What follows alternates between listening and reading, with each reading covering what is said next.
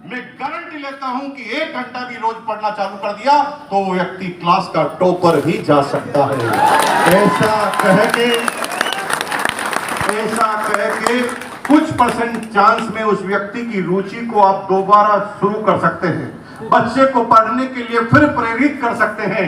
लेकिन गधे का बच्चा उल्लू का पट्टा बोलने से तो कभी भी ऐसा नहीं होगा। अच्छा कह के अच्छा बना दो। हिंदुस्तान के 95% शादीशुदा लोग जिसे हम पति के नाम से जानते हैं, 95% हमारे पुरुष भाइयों को लगता है कि जो हमारी पत्नी है उससे अच्छी मिल सकती थी। कितने % लोगों को लगता है? 95% पतियों को ये लगता है कि उनकी जो बीवी है उससे अच्छी हो सकती थी, लेकिन 99% महिलाओं को लगता है कि इससे अच्छा बंदर मिल सकता था। 99। अब मुझे एक बात बताओ, शादी तो हो गई, अब इसको गिनती करने से क्या फायदा होगा? आप उसे कुछ ब्लेम करेंगे तो वो भी तुम्हें कुछ ब्लेम करेगी, तो तुम दोनों ही टेंशन में आओगे। सुधार कुछ हो रहा है क्या? रहना तो साथ में ही है ना, तो फिर रो रो कर क्यों रहना? अच्छा कह के ही अच्छा बना। खराब कहना ही नहीं है, अच्छा ही है। अब एक पति महाराज है जो सुबह 8 बजे उठते रोज 7 बजे हैं, लेकिन अलार्म ने धोखा दे दिया और बच्चा वो 8 बजे उठा, 9 बजे ऑफिस जाना था, 1 घंटा पहले से ही लेट था। वो धमाधम तरीके से उठता है, टेंशन में आ जाता है और तेज गति से सारे काम करना चालू करता है, कपड़ों को ढूंढना चालू करता है, धमाकेदार बाथरूम में घुसना चालू करता है और इस भागने में 1-2 जगह उसके लग भी जाती है, लेकिन वो अपनी फ्रस्ट्रेशन दूसरों पे निकालता है। बीवी को तेज कहता है, अरे चाय लेकर आओ। बीवी सुबह 4 बजे उठी हुई है, बच्चे को उठाने से तैयार करने से लगाकर स्कूल में भेजना, टिफिन के साथ पति के खाने का इंतजाम करना, सुबह से लगातार अपने कार्यक्रम को चालू रखते हुए झाड़ू पोछे की तैयारी करते हुए अपने शेड्यूल को निर्भर करती है और लगातार काम कर रही है।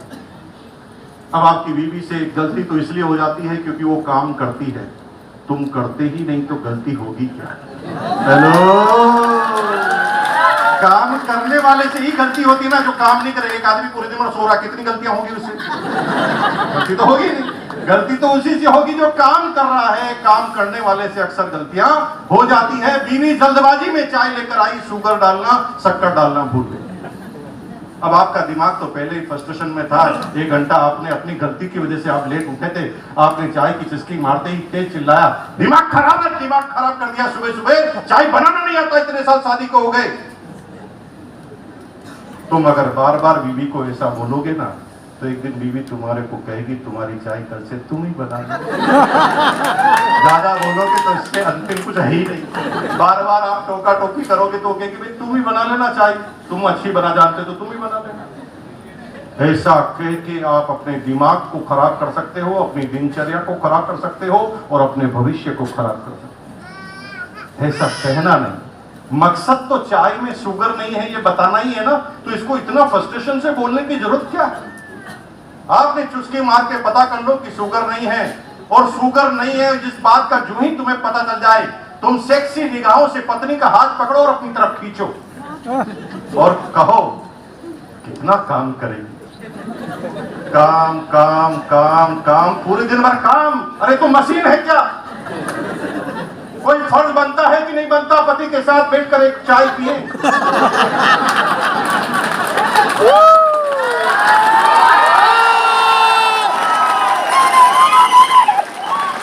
बिठा लीजिए और आपको चाय की पहली सिप मारनी है बिना एक्सप्रेशन। ऐसा पता नहीं चलना चाहिए शुगर है, नहीं है। आप आराम से चाय पीजिए और बिल्कुल भी एक्सप्रेशन मत दीजिए और कहा भाई 1 घुट तुम 1 घुट मैं। 1 घुट पी लिया और दूसरी घुट के लिए उसे दे दीजिए। अब जो तुम्हें कहना तुम्हारी बीवी कहेगी। अब वो शुगर जो ही पिएगी कहेगी, दिमाग खराब है तुम्हारा, इसमें तो शुगर ही नहीं है। तो तुम्हें क्या बोलना है? डार्लिंग तेरे होठ लग गए ना, शक्कर की जरूरत है।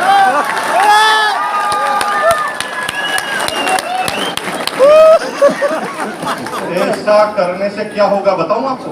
ऐसा करने से ठीक 15 मिनट बाद तुम्हारी बीवी तुम्हारे से पूछेगी, आज नाश्ते में क्या लेना पसंद करते हैं? और अगर ऐसा नहीं किया तो धीरे धीरे सब गड़बड़ होने वाला है। तो नियम है जीवन में, अगर किसी भी क्षेत्र के टॉप पर जाना चाहते हो तो अच्छा कह कह के अच्छा बना दो, और कोई तरीका नहीं है। गर्मी बहुत लग रही है, हमें पता है, इसी काम कर नहीं रहे, हमें पता है। अब जब हमें पता है इसमें कुछ परिवर्तन ही नहीं कर सकते तो बार बार क्या बोलना बहुत गर्मी है, बहुत, इससे क्या फायदा होगा? कोई फायदा नहीं होगा।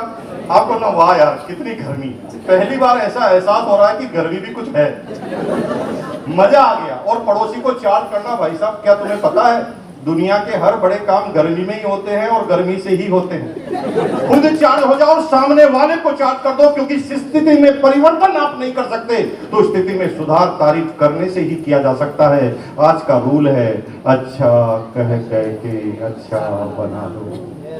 जिसकी भी अपलाइन अच्छी नहीं है उस अपलाइन को अच्छा कह कह के अच्छा बना दो। जिसका पिकअप सेंटर खराब है उसको अच्छा कह कह के बना दो। जिसकी डाउनलाइन गड़बड़ है उसे अच्छा कह कह के अच्छा बना दो, क्योंकि गड़बड़ तो वो पहले ही है, उससे खराब कुछ हो ही नहीं सकता। हेलो, तो उसे अच्छा करने का काम हमारे पास होना चाहिए, उससे खराब करने का काम हमारे पास नहीं होना चाहिए। बहुत बहुत धन्यवाद। मेरा नाम मुकेश कोठारी है और मैं राजस्थान भीलवाड़ा से आपके बीच में आया हूँ। भीलवाड़ा में मेरा जन्म 1973 में 1973 में हुआ था और अपनी पूरी इंटायर एजुकेशन मैंने भीलवाड़ा राजस्थान में ली है। और मुझे बहुत गर्मी लग रही है, मैं कोट खोलने जा रहा हूँ।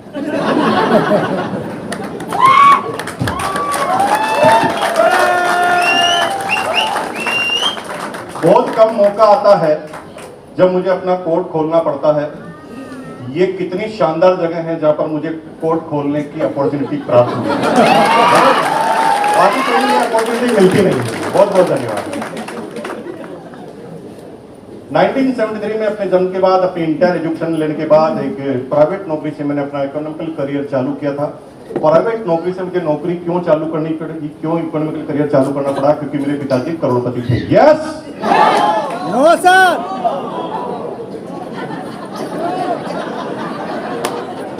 कुछ लोग तो यहाँ पर ऐसे बैठे जैसे कोई सत्यनारायण का पाठ है।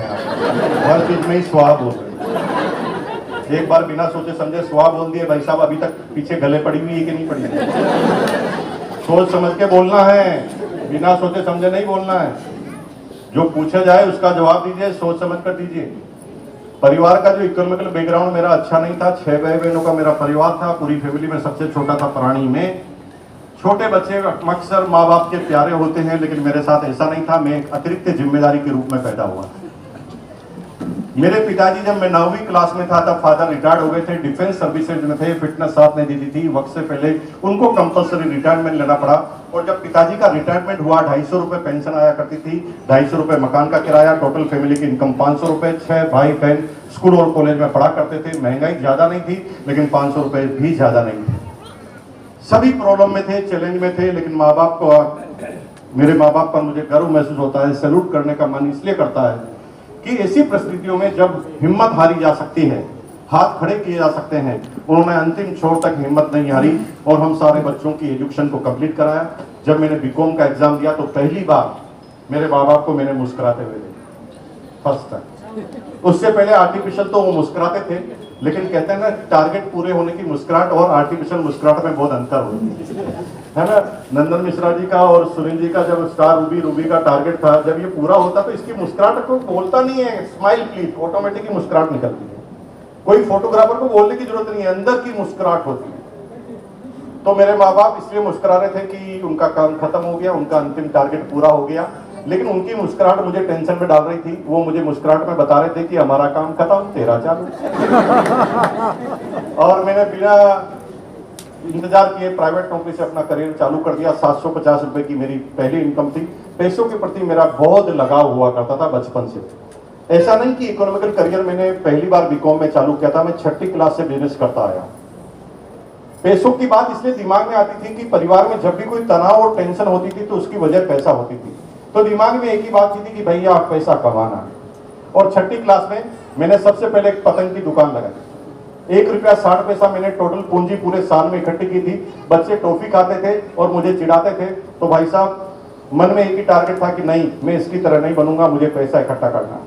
मेरी क्लासमेट, मुझे याद है 5वीं क्लास में, जिसका नाम था ललिता राजपूत, वो एक लॉलीपॉप लेकर आती थी और मैं जो ही उसके सामने आता था वो ज्योमेट्री बॉक्स में लॉलीपॉप निकालकर चूसती थी और वापस रिप करके रख देती थी। तो मुझे बहुत लगता था कि एक दिन मैं भी एक लॉलीपॉप लाऊंगा और इसको चुड़ाऊंगा, लेकिन जो ही मैं मेरे मकसद को याद करता था मुझे लगता था कि नहीं, मुझे इसकी तरह नहीं करना है। और 1 रुपया 60 पैसा पूरे साल में इकट्ठा कर लिया मैंने और 1 रुपया 60 पैसे अपने भाई से उधार ले लिया जो 8वीं क्लास में था। उधार ले लिया। उधार काबिलियत से मिलता है मेरे भाई, हर किसी को उधार नहीं मिलता। उधार देने वाला हमेशा इस बात का पता करता है कि यह पैसा वापस आएगा कि नहीं आएगा। तुम तुम्हारे भाई से, दोस्त से, परिवार से, बैंक से पैसा उधार तो लेकर देखो। उधार तभी मिलेगा जब आपकी क्रेडिबिलिटी हो, आपकी सिविल स्कोर को सही किया गया हो। बाकी कोई पैसा आपको उधार नहीं देगा। आपकी हिस्ट्री को देखा जाएगा पैसा उधार देने से पहले। लेकिन मेरी तो कोई हिस्ट्री नहीं थी, मेरे पास तो प्रोजेक्शन था। मेरे भाई से मैंने कहा, भाई तेरा 1 रुपया 60 पैसा मुझे उधार चाहिए। तो मेरे भाई ने कहा, क्यों? मैंने कहा बिजनेस करना है। तो मेरा भाई मुस्कुराया और कहा 6ठी क्लास और बिजनेस? मैं 8वीं में पढ़ता हूँ, अभी तक भैया बिजनेस चालू नहीं किया और तू 6ठी क्लास में बिजनेस करेगा? मैंने कहा हाँ मैं करूंगा ना, मैं प्रोजेक्ट लेकर आया हूँ। क्या करेगा? मैंने कहा पतंग की दुकान लगा के लेके आया हूँ, पतंग की दुकान मुझे लगानी है। यहाँ से 4 किलोमीटर दूर पहली पतंग की दुकान है और अगर मैं पतंग की दुकान लगाऊंगा तो सारे ग्राहक मेरे हो जाएंगे। और मैं पता करके आया हूँ कि पतंग का होलसेल व्यापारी कहाँ है, कितने रुपए में पतंग मिलती है और कितने रुपए में बिकती है और कितनी पतंगें खराब होती है। 6ठी क्लास में मैंने प्रोजेक्ट रिपोर्ट बताई और अपने भाई को बता दी और भाई को थोड़ा सा लालच दिया कि अगर आप मुझे 1 रुपया 60 पैसा उधार देंगे तो मैं 1 रुपया 90 पैसा 3 महीने में वापस दूंगा। और मेरे भाई ने मुझे तुरंत 1 रुपया 60 पैसा उधार दे दिया। मैंने पतंग की दुकान लगा ली और आपको आश्चर्य होगा कि 3 महीने में 3 रुपए 20 पैसे को मैंने डबल कर दिया। कितने महीने में? आप में से किसी के पास भी इस तरह का कोई बिजनेस है तो मुझे बताइए जिसमें 3 महीने में पैसा डबल होता है। ये मैंने 6ठी क्लास में किया। बस वहां से मेरे बिजनेस का क्रम चालू हुआ जब मैंने पीछे मुड़कर कभी देखा नहीं। फिर मैं हर चीज का बिजनेस करता था, जहां पर भी मुझे अपॉर्चुनिटी लगती थी मैं उसका काम करता था। बच्चे गिल्ली डंडा क्रिकेट खेला करते थे, होली पर बच्चे कलर लगाने की प्लानिंग करते थे, कलर खरीदने की प्लानिंग करते थे और मैं कलर की दुकान लगाता था। दिवाली पर वो पटाखे चलाने की तैयारी करते थे, मैं पटाखों की दुकान लगाता था। राखी पर वो राखी बनवाने की तैयारी करते थे और मैं राखी की दुकान लगाता था। एक भी सीजन जाने नहीं देता था मैं और हर सीजन में बिजनेस किया करता था। 6ठी क्लास के बाद मुझे याद ही नहीं है कि मैंने अपने माँ बाप से कभी 1 रुपया भी उधार लिया हो, 1 रुपया भी अपनी स्कूलिंग के लिए, फीस के लिए लिया हो, अपने खर्चों के लिए लिया हो। भाई साहब 9वीं क्लास में मेरे टीचर और मेरी इनकम बराबर थी। 9th स्टैंडर्ड में मेरे टीचर और मेरी इनकम बराबर हुआ। लगातार काम करता था। लेकिन 10वीं 11वीं में आते आते थोड़ा मैं बड़ा व्यापारी बन गया। पैसे जेब में हमेशा रहते थे, 2 इंच सीना बाहर रहता था। सीना बाहर निकालने के लिए सेना में भर्ती होने की जरूरत नहीं है, पैसा कमाओ अपने आप ही निकल जाता है। तो मैं पैसा कमाता था, कॉन्फिडेंट रहा करता था। उस समय पर अपनी बाइक मेंटेन करता था। बाइक मतलब वो मोटरसाइकिल नहीं, TVS 50 मोपेड आती थी, उससे में हमारे पास हुआ करती थी। 9वीं 10वीं क्लास में जब लाइसेंस भी नहीं मिलता था हम मेंटेन करते। सब कुछ ठीक था। 10वीं में आते आते थोड़ा कॉन्फिडेंट हो गए। हमने थोड़े बड़े कारोबार चालू कर दिए। कोई समझाने वाला, गाइड करने वाला नहीं था कि अच्छा क्या है, खराब क्या है। तो LPG सिलेंडर की बहुत कमी होती थी, हमने ब्लैक करने का बिजनेस चालू कर दिया। LPG सिलेंडर की बहुत कमी होती थी, ब्लैक करने का बिजनेस चालू कर दिया। सुनील जी नेटवर्क अभी आप बना रहे होंगे, कल्याणी जी अभी नेटवर्क बना रहे होंगे आप। हमने नेटवर्क बना लिया 10वीं 11वीं क्लास में। हमने पूरे मोहल्ले का सर्वे किया और पता लगाया कि छोटी फैमिली कौन सी है, बड़ी फैमिली कौन सी है। छोटी फैमिली की लिस्ट बनाकर उनके घर पर प्लान बताने जाते थे। प्लान बताकर आते थे कि भाई साहब सरकार तुम्हें 2 सिलेंडर देती है, खर्च तो एक ही होता है, तो एक सरकार से लेकर हमें दे दो, 100 रुपया तुम्हारी कमाई भी हो जाएगी। और वो हमें सिलेंडर दे देते थे, हम उनको दे देते थे। जिनके पास सिलेंडर नहीं है 150 रुपए में और 50 रुपए पर सिलेंडर उस जमाने में हम कमा लेते थे जब 50 रुपए की बहुत बड़ी वैल्यू हुआ करती। एक मजदूर पूरे दिन भर काम करता था ना, तब उसे 25 रुपए मिलते थे और हम एक सिलेंडर में 50 रुपए कमाते थे। 11वीं में आते आते तो मैं इतना कॉन्फिडेंट था कि मैं किसी से डरता ही नहीं था। LPG सिलेंडर का हमारा एक डीलर था, उसके ऑफिस में बिना परमिशन के घुस गया। उस समय जिसके पास पेट्रोल पंप होता था, गैस की एजेंसी थी, समाज का गौरव होते थे, समाज के बड़े लोग होते थे, उनसे डरते थे सब, पैसे वाले लोग होते थे। लेकिन मैं डरता नहीं था, मैं घुस गया। और मैंने जाकर उनको प्लान समझा दिया। मैंने एलपीजी सिलेंडर के जो डीलर थे उनको बोला, सर आप समाज के गौरव हैं, आज समाज की शान है, आपको देखकर समाज चलता है, समाज आपको फॉलो करता है, आप लोगों के आदर्श हैं। लेकिन मुझे पता चला है कि आप और आपके लोग मिली भगत से गैस के सिलेंडर ब्लैक करते हैं। तो वो खड़ा हो गया, उसने कहा तू कौन, इंफॉर्मेशन दे रहा है कि इंक्वायरी कर रहा है? मैंने कहा मैंने इंफॉर्मेशन दे रहा हूं ना इंक्वायरी कर रहा हूं, आपके भले की बात बता रहा हूं। आप सिलेंडर ब्लैक करते हो तो इससे आपकी बदनामी होती है, इसलिए आज से आप कसम खाओ कि एक भी सिलेंडर ब्लैक नहीं करोगे, जो भी करोगे मेरे थ्रू करोगे। और मैंने उन्हें इतना जोरदार प्लान समझाया कि उस समय उन्हें प्लान समझ में आ गया। उन्होंने कहा यार सबसे अगर डील करेंगे तो बदनामी होगी, एक ही आदमी से डील करें ताकि हम सामने नहीं आएंगे। और हम बेताज बादशाह बन गए इस सिलेंडर को ब्लैक करने के भिड़ोला। मीटिंग में है। आप शादी ब्याह में जाते हैं, हमारी बहनें शादी ब्याह में जाती है तो एक सीजन में आपके 8-10 नौते आते होंगे जब आप खाना खाने जाते होंगे, है ना। पूरे भिलवाड़ा में एक भी शादी ऐसी नहीं थी जो मेरे नजर हो जाए, क्योंकि हलवाई को सिलेंडर चाहिए थे, मेरे पास ही मिलते थे। लोग शादी फिक्स होते ही मेरे पास आते थे और कहते थे भाई साहब हम बाद में मिलेंगे, बात सह परिवार आना है, साथ में 4 सिलेंडर भी लाने हैं। और इस तरह से हमारा कारोबार चल निकला भाई साहब, बहुत बड़ा 2-3 हजार रुपए पर मंथ हम कमा लिया करते थे 12वीं क्लास में, हाँ। लेकिन जैसे जैसे पढ़ाई आगे बढ़ती गई, पढ़ाई के प्रति हमारी रुचि नहीं रही, कभी भी पढ़ाई के प्रति रुचि नहीं रही। क्योंकि पढ़ाई इसलिए क्योंकि पिताजी चाहते थे कि मैं पढूं, और पिताजी बार बार कहते थे तू बीकॉम कर लेना, उसके बाद तेरी इच्छा जो करना तुझे पूछूंगा भी नहीं, लेकिन तुझे इतना तो करना ही पड़ेगा, इतना कॉन्फिडेंस के लिए बहुत ज्यादा जरूरी है। तो हम केवल एग्जाम के 6-7 दिन पहले पढ़ते थे और किसी तरह पास हो जाते थे। इसी तरह क्या कॉपी करके ही पास होते थे, अब से क्या चाहिए। कॉपी करने में शुरू से ही माहिर खिलाड़ी, और इस बिजनेस में हमारी कामयाबी का राज ही कॉपी करना है।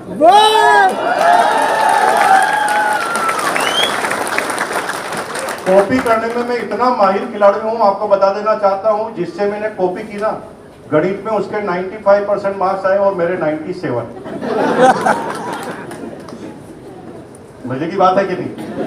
जिसकी हमने कॉपी की उसके 95 और हमारे 97। पूछो क्यों, पूछो कैसे।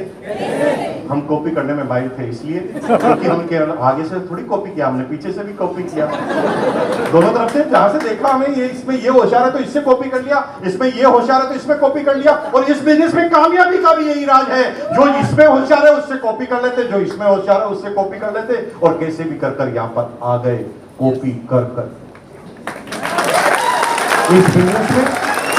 इस बिजनेस में आपके आगे बहुत सारे अचीवर जा चुके हैं, वहां तक का रास्ता तो तैयार है, तुम्हें रास्ता फिर बनाने की जरूरत नहीं है। लेकिन दिमाग वो लोग लगाते हैं जो कहते हैं मैं पहिए का आविष्कार वापस करूंगा।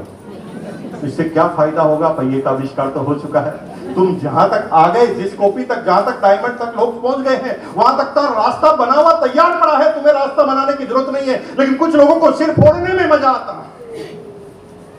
ए भाई, अगर मैं कहूं कि तू 7 कदम पर वहां पर पहुंच जाएगा, 1, 2, 3, 4, 5, 6 और 7 में तू यहां आ जाएगा, तो फिर तुम्हें दिमाग लगाने की क्या जरूरत है।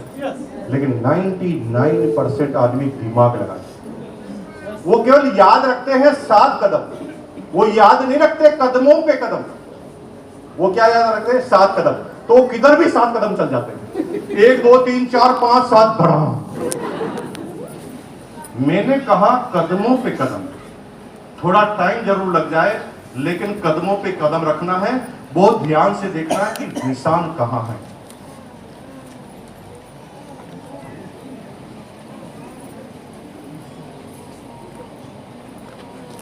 एक, 2, 3, 4, 5, 6, 7। वही 1 इंच भी आगे भी नहीं, 1 इंच पीछे भी नहीं। कॉपी करने में माहिरता हासिल करनी पड़ी। और हमारे पास दिमाग बहुत कम था भाई साहब। हमें ये पता नहीं था कि किसको कॉपी करना है और किसको कॉपी नहीं करना। हमें तो अपलाइन ने कहा जो मैं करता हूं कॉपी कर लो, तो उन्होंने हेयर स्टाइल ऐसे कर ली, हमने भी कर। हमें दिमाग लगाना ही कहा था बताओ।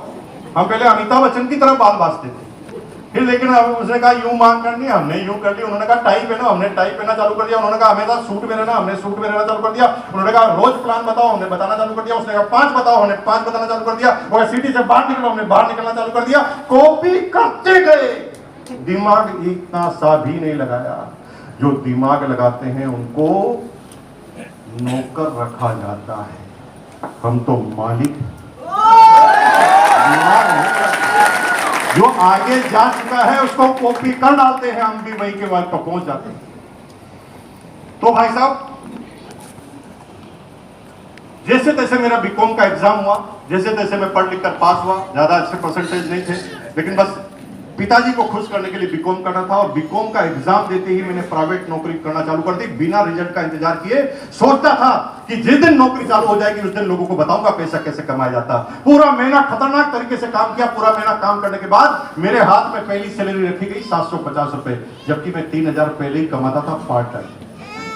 12 घंटे की नौकरी के बाद जब 750 रुपए रखे गए ना, उसी समय मैंने कसम खा ली कि मैं नौकरी नहीं करूंगा, किसी हालत में नहीं करूंगा। लेकिन डर यह था कि पिताजी को क्या बोलूंगा। घर पर आया, सोचने लगा कि क्या बोलूंगा, तो मुझे कोई आंसर नहीं मिल रहा था, क्योंकि पिताजी मुझे 100% वापस नौकरी पर ही भेजने वाले थे। मेरी आंखें लाल हो गई, सूज गई। रात भर में सोया नहीं, उठा नहीं। रात को सुबह लेट तक नींद आई तो माँ रूम में आई और माँ ने धीरे से कहा, क्या हुआ, इतना लेट कैसे हो गया? माँ ने मुंह को देखकर मुझे कहा, क्या हो गया, ये आंखें लाल क्यों हो रही, क्यों रो रहा है? अभी तो मैं जिंदा हूं ना। क्या बोलती है माँ? ये मेरी इकलौती अकेली ऐसी माँ नहीं थी, सभी की माँ ऐसी होती है, कोई नई माँ थोड़ी है। माँ तो माँ होती है। माँ कहती है तू क्यों रो रहा है, अभी तो मैं जिंदा हूं ना। तो मेरी माँ को मैंने कहा, माँ ये मेरा बॉस है ना, कंपनी में जो काम करता है ना, वो मुझे 750 रुपए का समझता है। क्या मैं तुझे 750 का लगता हूं माँ? तो माँ ने कहा, नहीं तू तो करोड़ों का है। मेरी माँ ने ऐसा कहा, आपकी माँ भी ऐसा ही कहती है। माँ तो माँ होती है, माँ के आगे कुछ होता है क्या? माँ का बच्चा करोड़ों में एक, माँ के उस बच्चे जैसा तो कोई बच्चा पूरी दुनिया में पैदा नहीं हुआ। हर माँ का ऐसा विश्वास हो। लेकिन बाप सबके थोड़े दुष्ट प्राणी होते हैं, बाप थोड़े गड़बड़ होते हैं। बाप की ना कोमलता कभी दिखती नहीं, वो तो ऊपर से कठोर होते हैं, अंदर से बहुत सॉफ्ट होते हैं, लेकिन बाहर से वो ऐसे रिएक्ट करते हैं जैसे वो फौलाद है। तो मेरे पिताजी मुझे कहते हैं, इसलिए रो रहा तू, दिमाग खराब है तेरा, क्यों मातम मना रहा है, क्यों मौसम खराब कर रहा है सुबह सुबह, चलो नौकरी करनी है तुझे, क्यों रो रहा है, तेरी पहली इनकम है। अरे तेरी पहली इनकम है तो रोने की क्या जरूरत है? इस बात से क्या फर्क पड़ता है कि तेरी पहली इनकम क्या है? फर्क तो इस बात से पड़ता है कि तुझे जाना कहां है। yes! और दुनिया की हर पहली इनकम ऐसी ही होती है। और मुझे फिर नौकरी पे भेज दिया। अब मैं फिर काम करने लगा, अनबने मन से काम करने लगा, लेकिन काम करने का तरीका तो आम आदमी से थोड़ा सा अलग ही था। सारे बच्चे रात को 8 बजे तक अपना काम खत्म करते थे, मैं इतना काम करता था 2 मिनट 5 मिनट में लंच कर लेता था और फिर काम पे लग जाता था। और भाई साहब 5 बजे तक मैं अपने ऑफिस के काम को कंप्लीट कर देता था। 8 बजे तक का टाइम था, 5 बजे कंप्लीट कर देता था। जब 5 बजे मैं काम कंप्लीट करता था, मैं एकदम फ्री हो जाता। जब हम फ्री हो जाते हैं तो आम आदमी क्या करता है?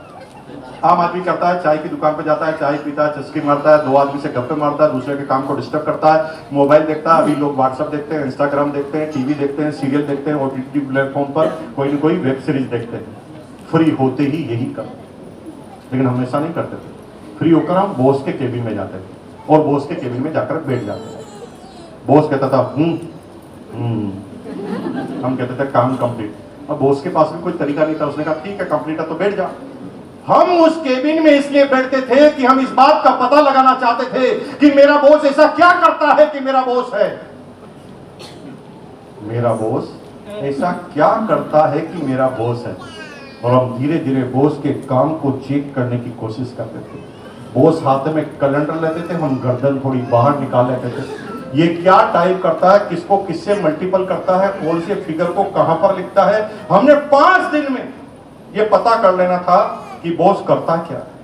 और 5 दिन बाद हम बॉस को थोड़ा सा बोलते थे, बॉस आप इतने बड़े आदमी हैं, इतनी ग्रेट पर्सनालिटी है, इतना जोरदार दिमाग आपके अंदर है, तारीफ करने में हम शुरू से ही होशियार है, यही हमारी कामयाबी का राज है।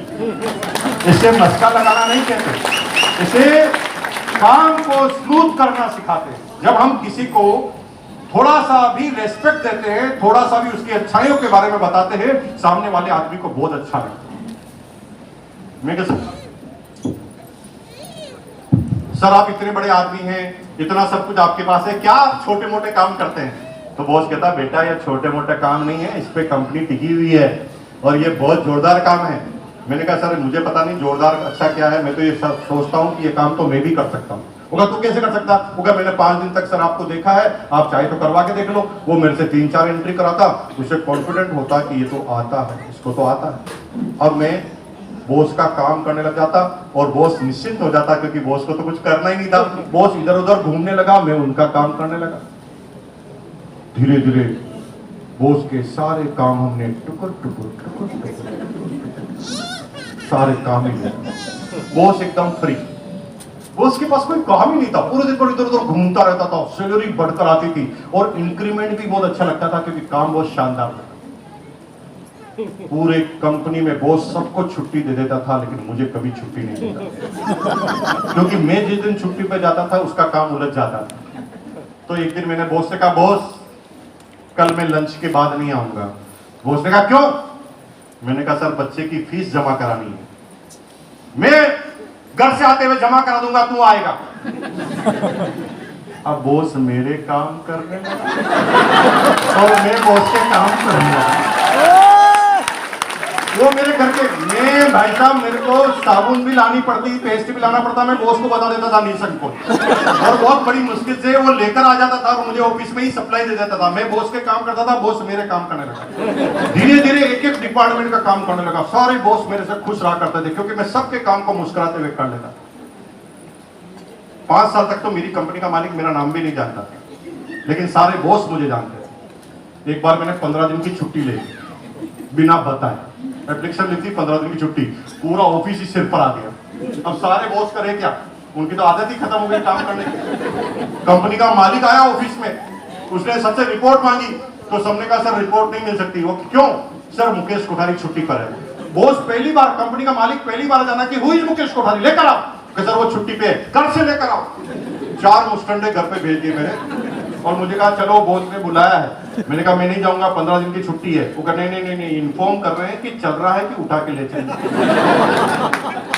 मेरे को बिठाया 4 मुस्टंडों ने और ऑफिस पे बिठा दिया। बॉस सामने बैठा था, मैं अंदर घुसा, दूर से ही मेरा बॉस कहता तू मुकेश कोठारी, तू मुकेश कोठारी। मैंने कहा यस सर, नहीं क्यों नहीं आ रहा नौकरी पर?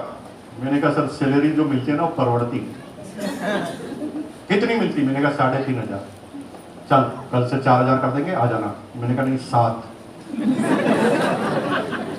2 बार 100% इंक्रीमेंट लेने वाला इकलौता आदमी मुकेश कोठारी था काम, क्योंकि वो जिम्मेदारी लेना जानता था। सीखने का पॉइंट नंबर 4, जिम्मेदारी। जब तुम जिम्मेदारी लेते हो तो हर आदमी तुम्हें आगे बढ़ाना चाहता है। ये जितने भी लीडर हैं ये जिम्मेदारों की मिसाल है। आज जिन लोगों ने ये प्रोग्राम का संचालन किया है, आप लोग तो मस्ती से आएंगे, तालियां बजाकर चले जाएंगे, लेकिन इस प्रोग्राम की जिम्मेदारी उठाई थी 3 महीने पहले पंकज जी और उनकी टीम ने, और 3 महीने से जिम्मेदारी बढ़ाई। अपनी जेब से हॉल का किराया दिया, एडवांस दिया। माइक वाले भाई साहब सैल्यूट करने का मन कर रहा। आप बहुत अच्छा म्यूजिक बजा रहे हैं, हालांकि मैं आपको मौका नहीं दे रहा हूं, लेकिन मेरे आने से पहले आपने खूब अच्छा बजाया, बहुत अच्छा। ये वो लोग हैं जो जिम्मेदारी लेते हैं। अब ये जिम्मेदारी लगे तो अपलाइन पूछेगी किससे? इन्हीं से पूछेगी। अगर अपलाइन इन्हीं से पूछेगी तो नजदीक कौन आएगा? यही आएंगे। नजदीक यही आएंगे तो आगे कौन बढ़ेगा? यही बढ़ेंगे। सिंपल सी चीज, जिम्मेदारी से मुंह मत मोड़ो। वो लीडर ऐसे भी होते हैं जो एक एमराल्ड पिन पे पहुंच जाते हैं, फिर कहते हैं हमें क्या लेना देना, हम तो सीधा मीटिंग में जाकर बैठ जाएंगे। तो तुम्हारी टीम जब बड़ी होगी तो तुम्हारे नीचे फिर कौन तुम्हारी तैयारी करेगा? मेरे भाई, लीड करना है सबसे पहले अपनी टीम को, जिम्मेदारी लेनी है सबसे पहले अपनी टीम। सब कुछ ठीक चलता था। 1999 में हमारी सैलरी थी 14,000 रुपये, 14,000 1999। IAS इंडियन एडमिनिस्ट्रेशन सर्विसेज यानी जिला अधिकारी, जैसे हम जिलाधीश यानी कलेक्टर कहते हैं।